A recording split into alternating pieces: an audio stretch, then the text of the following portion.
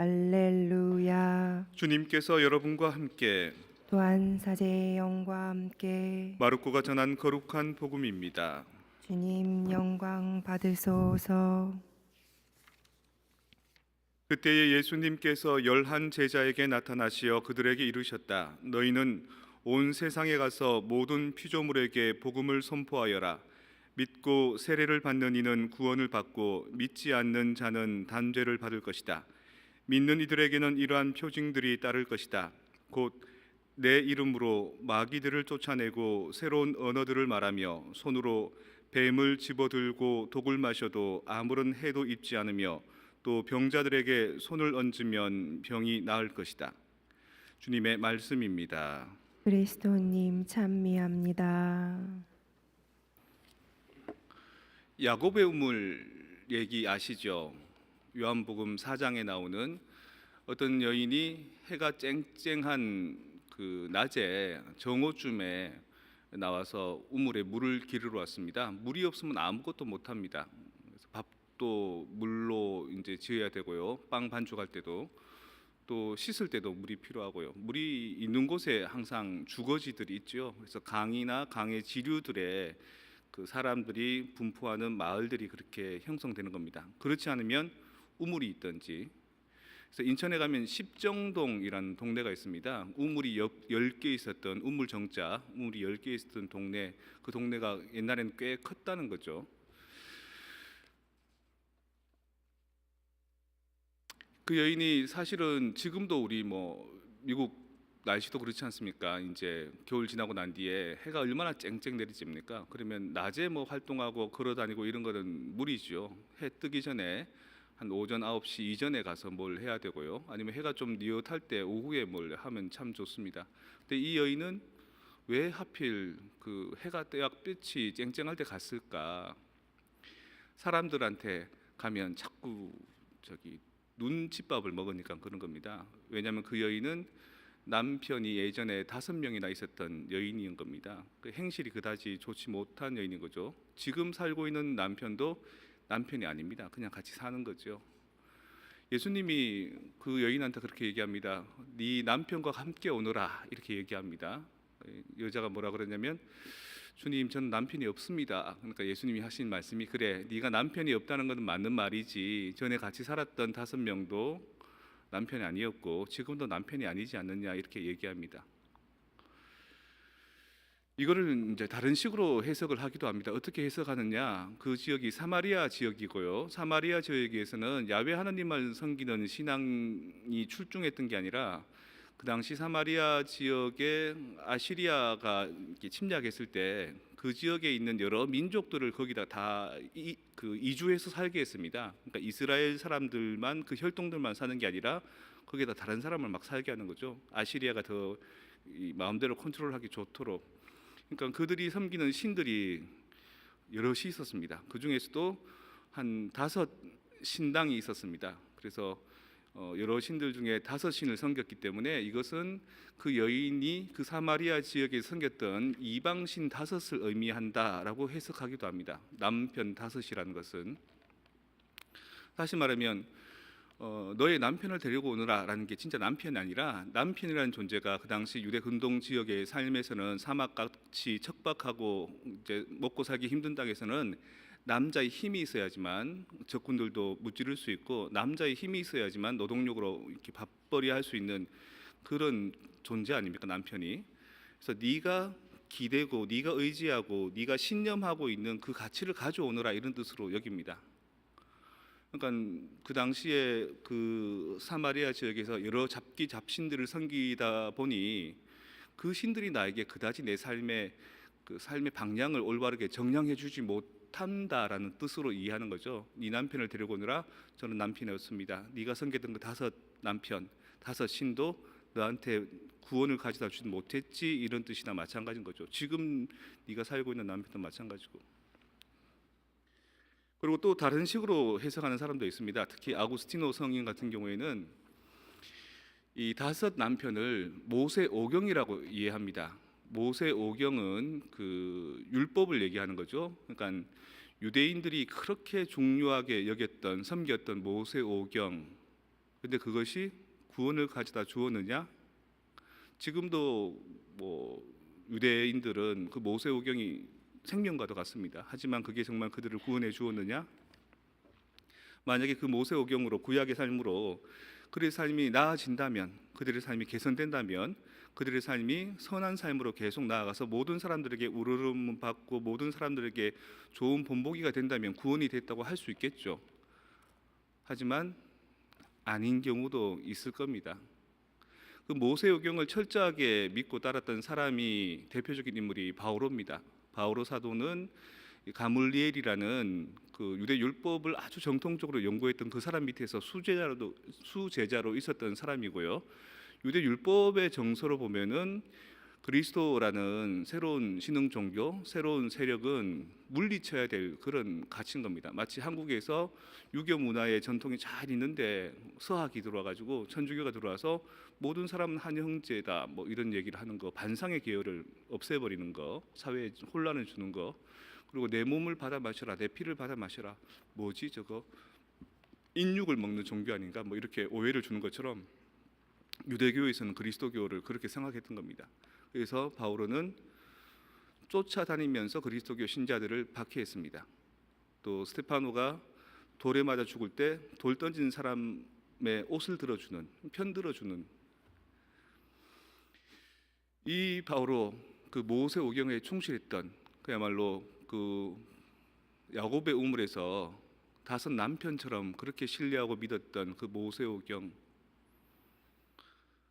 그것이 오히려 이 사람으로 하여금 자기 신념을 다해서 최선을 다해서 살았지만 상대를 박해하고 죽이고 해코지하는 삶을 살게 했던 겁니다.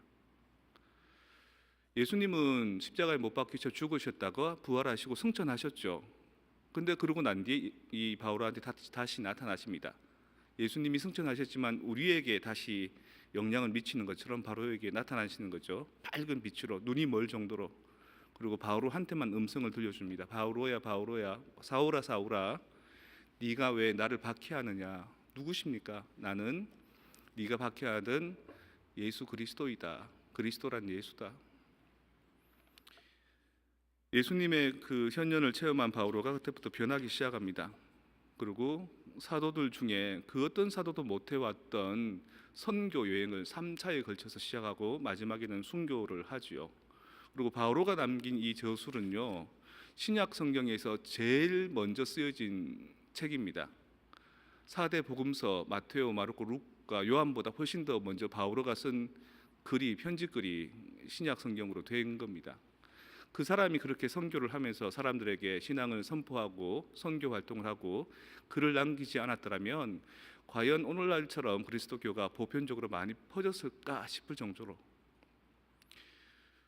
왜 하나님께서는 다른 사도들을 통해서 거룩한 업적을 하지 않고 왜 이 바오로를 통해서 그랬을까요? 유대교 율법에 충실했던 바오로. 왜냐하면 자기가 믿고 신념하는 것에 충실한 사람은 삶의 태도를 바꾸기만 하면, 회개하기만 하면 바뀌어진 그 삶도 충실하게 살기 때문에 바오로를 선택한 겁니다. 그리고 교회의 분위기와 교회의 문화 안에서만 전부 다로 여기고 있는 그 좁은 우물의 사람보다도 유대교 율법에서도 해박하고 그 당시 철학에도 해박하고 그 당시 다른 여러 가지 문학적인 기교들도 갖고 있는 그 바오로기 때문에 능수능란하게 이방 지역의 사람들도 설득시킬 수 있는 말과 글들을 쓸 수 있었기 때문에 하느님께서는 이 바오로를 선택하신 겁니다. 여러분 가운데 여러분과 뜻이 맞지 않는 사람들, 때로는 여러분을 박해하는 사람들, 여러분들이 뭘 하든 사사건건 시비 거는 사람들이 있을 겁니다. 그 사람들이 나빠서 그런 것도 아니고요, 여러분들이 바보라서 그런 것도 아닙니다. 그것은 그 사람의 신념이 너무 철저하고 꼼꼼해서 그런 겁니다. 근데 그 사람도 뭔가 예수님께서 드러나셔서 예수님께서 그 사람에게 개입하셔서 새로운 체험을 주면 그때까지 했던 삶의 자기 확신과 내적 신념 때문에 저질렀던 갈등들과 아픔과 상처들을 완전히 용서청하고 새로운 삶의 방향으로 변할 수 있는 저력들이 다른 누구보다 훨씬 큰 겁니다. 그래서 우리는 바오로의 회심 축일을 아주 축일로 지내고 아주 크게 기념하는 겁니다. 그러면 우리 또한 내가 알고 있는 것이 전부라고 생각하고 내가 믿고 신념하는 것이 전부라고 생각해서 타인에게 상처 주고 타인에게 해코지를 해왔다면 우리는 어떻게 하면 바울처럼 변할 수 있을까? 한 번의 노력으로 가능한가? 아니면 한 3번은 해야 되는가? 아니면 작심삼일 넘어서 10번, 20번 해야 되는가? 매일매일 그러해야 됩니다. 매일매일. 매일의 삶이 내가 신념하는 것이 실천이 되어야 되고요. 이 실천이 습관이 되어야 되고 그 습관이 내 몸에 체화됐을 때 내 삶은 변화되고 구원될 수 있고 나로 인해서 많은 사람들에게 기쁨의 소식, 복음이 선포될 수 있는 겁니다. 구체적인 그런 삶을 증거하는 곳이 있죠. 우리 가까이는 있지 않지만 멀리 남쪽에 브라질에서 파우다코 공동체에서 그들을 위해서 그냥 하루 한 번의 선교, 함께 살면서 함께 몸을 부딪히면서 함께 그들의 생사고락을 애환들을 함께 나누면서 그들을 위해서 애써 주신 파우다코 공동체에서 활동하신 우리 올리베타노 베네딕트 수녀님들의 선교의 일을 한번 살펴봅시다.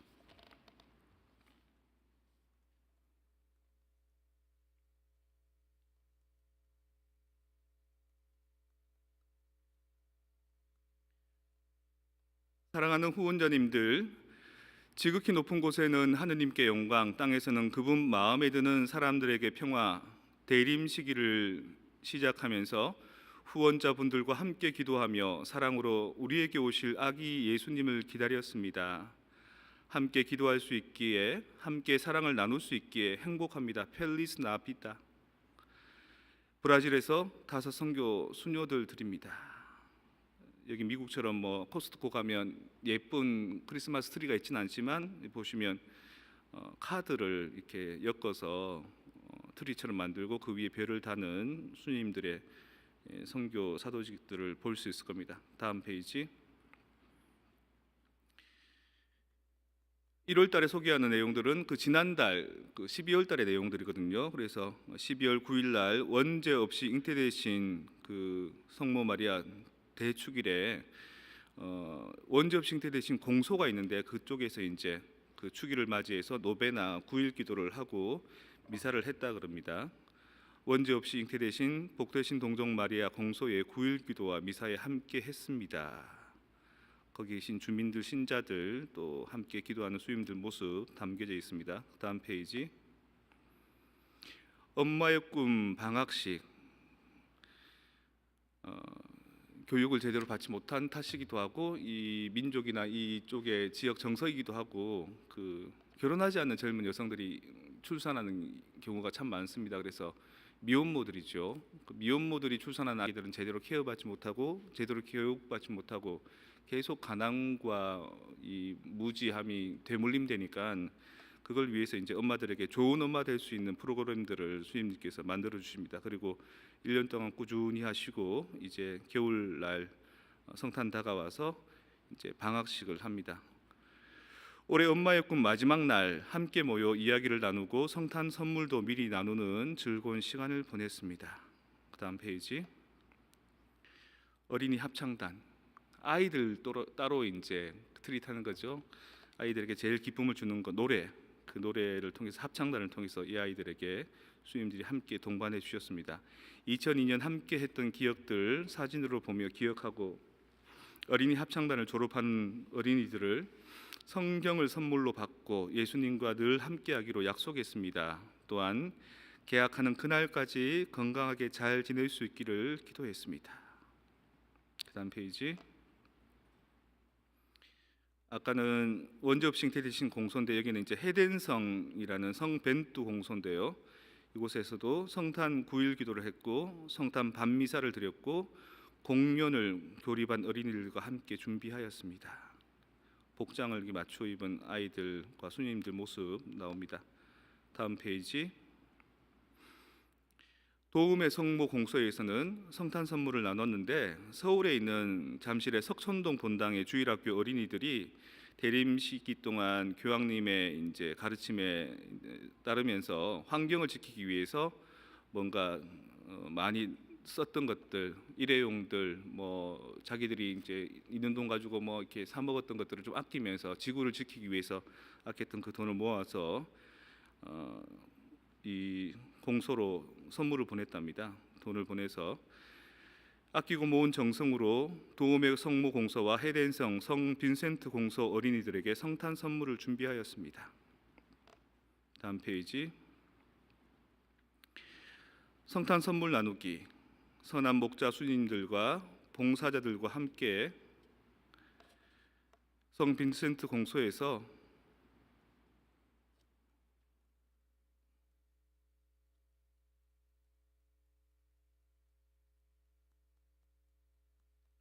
성탄 9일 기도를 하고 선물과 간식을 나누었습니다. 후원해 주신 석천동 어린이들과 은인들께 감사의 기도를 드립니다. 우리한테는 뭐 몇 푼 안 된 돈이지만 뭐 환율 때문에 또 여러 가지 이쪽에는 물자가 녹록치 않아서 큰 도움이 됐다 그럽니다. 회개하는 방법 이겁니다. 그냥 이례적으로 선행을 한번 베푸는 게 아니라 꾸준히 그들과 함께 하면서 그 안에서 뭔가를 그들에게 기쁨을 마련해주고 그들에게 의미 있는 가르침이 되어주기도 하고 그런 삶을 살 때 나뿐만 아니라 이 세상도 빛과 소금의 혜택을 받는 겁니다. 여러분들도 꾸준하게 내 옆에 있는 사람들뿐만 아니라 저 멀리 떨어져 있는 이들에게 기도와 선업을 통해서 바오로 사도가 회심한 것처럼 그 원래 고집스러웠던 그 바오로가 그 고집의 방향을 바꾸어서 오히려 훌륭한 선교 설명을 했던 것처럼 여러분들도 원래 여러분이 갖고 있는 그 저력들을 삶의 방향을 바꾸고 그것들을 성화시켜서 하는 방향으로 나아가서 더 큰 결실들과 사랑의 열매를 맺었으면 좋겠습니다.